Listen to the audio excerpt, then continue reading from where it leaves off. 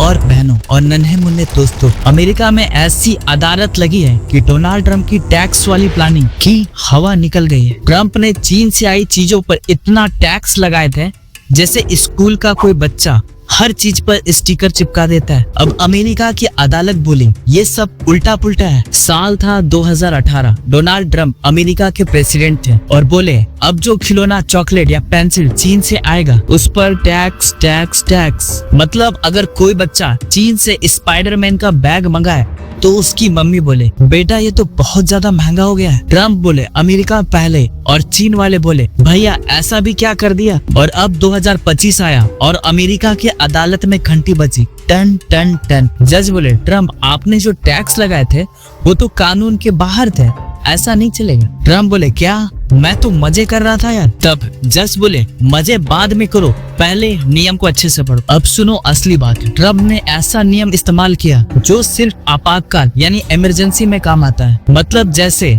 जब कोई super villain आ जाए या एलियन हमला कर दे। लेकिन ट्रंप ने उस नियम का इस्तेमाल चीन से आई चीजों पर टैक्स लगाने के लिए कर दिया। मतलब जैसे मच्छर को भगाने के लिए तोप चला देना। अब ट्रंप बोले मैं इसे फिर से कोर्ट ले जाऊंगा। अब ये बात ऐसे चलेगी जैसे कार्टून नेटवर्क का सीरीज।